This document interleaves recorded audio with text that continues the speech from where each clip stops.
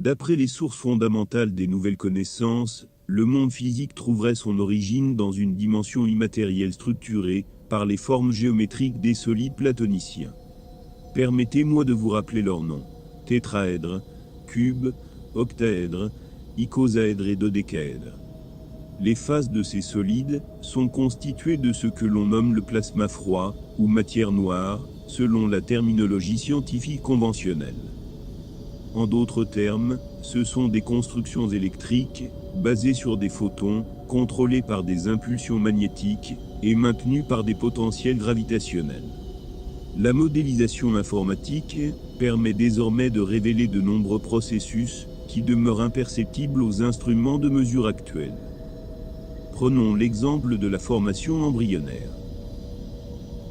Nous avons d'un côté le spermatozoïde paternel, de l'autre l'ovule maternel, tous deux prêts pour la fécondation. Vous pourriez être surpris d'apprendre que les structures énergétiques tridimensionnelles de ces deux gamètes présentent une structure géométrique identique.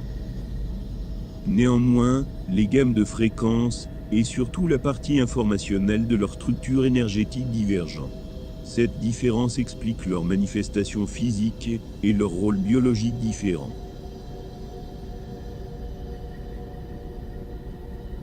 L'architecture fondamentale du spermatozoïde et de l'ovule est appelée cube de gestion dodécaédrique. Cette structure peut être assimilée au squelette énergétique de ces cellules reproductrices. Ce cube de gestion se compose de 8 dodécaèdres organisés autour d'un octaèdre étoilé qui occupe le centre informationnel. Lors de la conception, l'ovule maternel présente une fréquence vibratoire de 2 puissance 64 oscillations par seconde.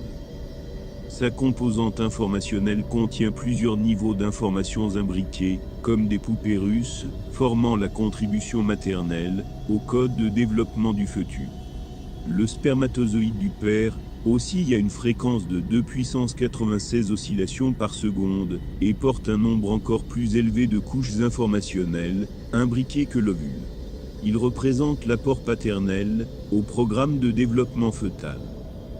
Comparons les gammes de fréquences de l'ovule et du spermatozoïde. Il est clair à l'œil nu que la gamme de fréquences des spermatozoïdes est supérieure de 9 chiffres.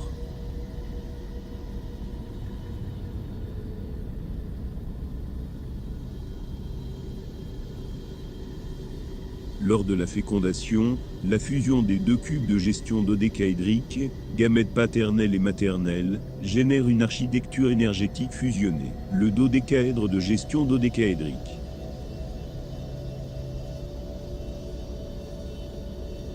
Cette nouvelle structure comprend 16 dodécaèdres périphériques et un noyau informationnel unifié formé de 2 octaèdres étoilés, désignés sous le terme de décahéxiaèdre étoilé.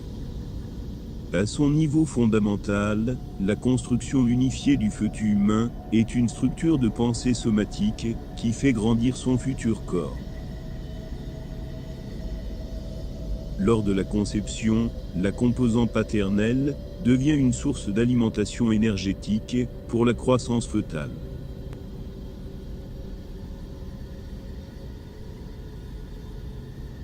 Permettez-moi de souligner que les structures énergétiques de fréquences distinctes conservent leur autonomie sans se mélanger, même au sein d'une formation conjointe, comme le dodécaèdre dodécaédrique. Cependant, la structure aux fréquences supérieures assume le contrôle de l'ensemble des processus.